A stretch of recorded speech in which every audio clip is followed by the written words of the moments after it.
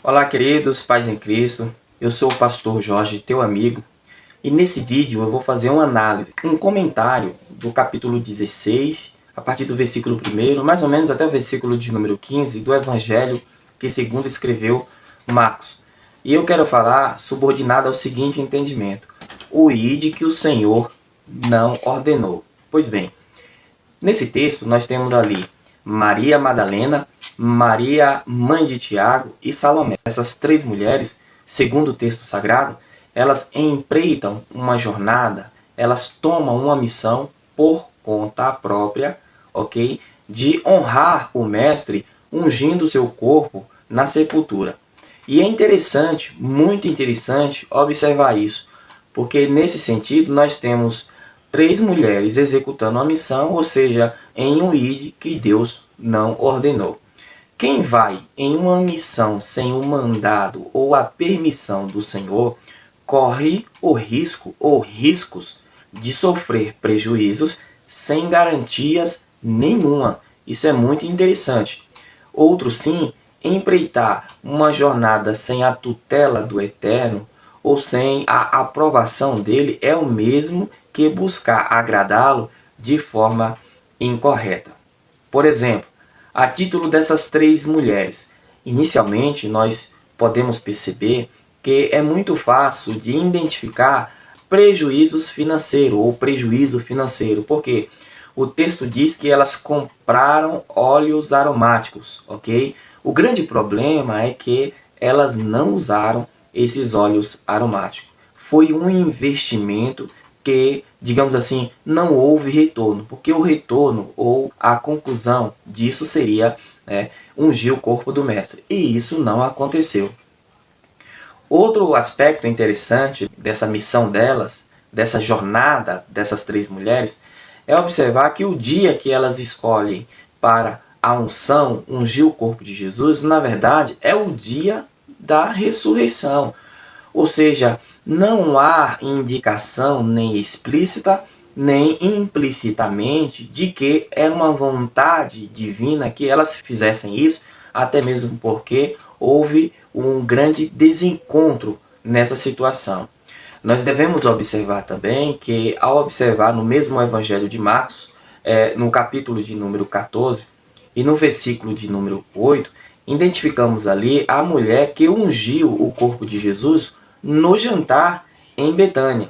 O próprio Jesus declara que a atitude, a ação daquela mulher estava antecipando ou preparando antecipadamente o seu corpo para o sepultamento. Outro momento também sobre unção do corpo de Jesus é observar João, capítulo de número 19 e versículo de número 40.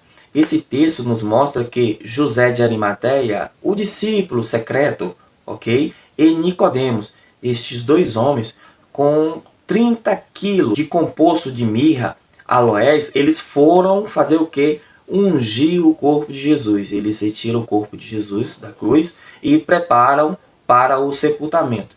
Então nós enxergamos no texto sagrado dois momentos em que o corpo de Jesus foi preparado para o sepultamento. No primeiro momento, em Marcos 14:8, a mulher no jantar em Betânia, e no segundo momento, quando Jesus ele tem, na verdade, ali o seu último suspiro na cruz.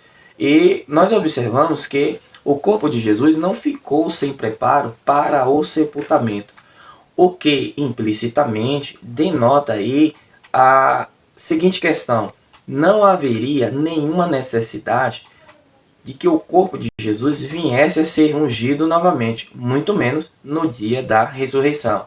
Evidentemente, eu não estou aqui insinuando que o propósito daquelas mulheres era ruim.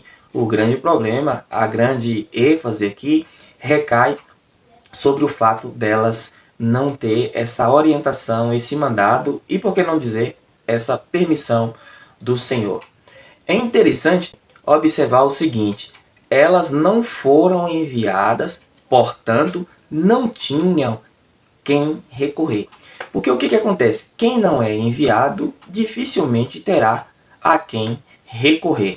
Observe que essas mulheres, elas perguntam umas às outras: quem vai remover a pedra? quem vai por conta própria pedirá auxílio para quem? Essas mulheres, elas não foram enviadas por ninguém. Ou seja, se elas não foram enviadas por ninguém, portanto, elas não tinham a quem recorrer. Perguntaram umas às outras: quem vai remover, quem vai retirar a pedra? Se você resolve fazer uma missão sem uma tutela, sem uma direção, sem um amparo, sem um mandado, quando vier as dificuldades, as barreiras, os levantes, as oposições, a quem você pedirá socorro?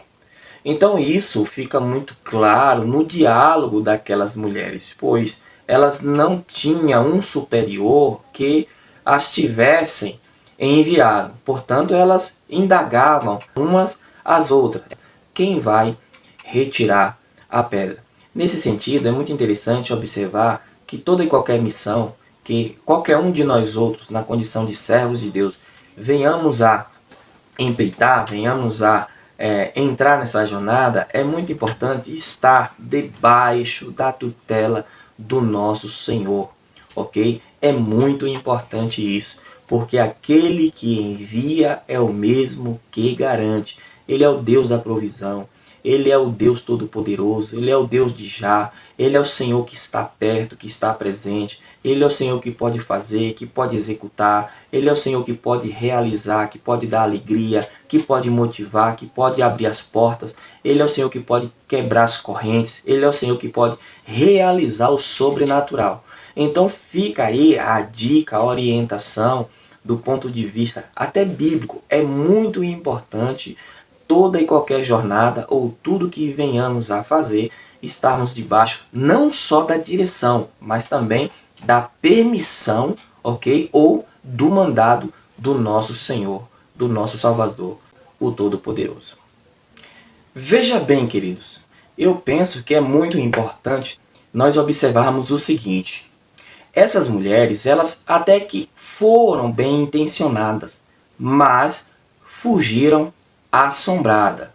Aqui fica uma observação muito interessante.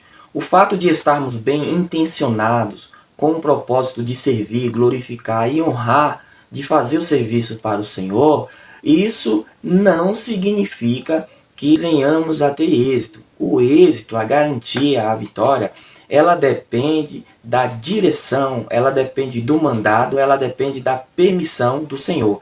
As mulheres foram bem intencionadas, mas fugiram assombradas.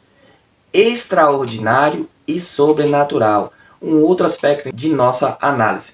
Aqui é importante observar a pedra, o corpo, a ressurreição e o mensageiro. Então, nessas quatro situações, ou nesses quatro fatores, nós temos ali extraordinário e sobrenatural. A pedra removida é um grande extraordinário, porque era causa de preocupação dessas mulheres.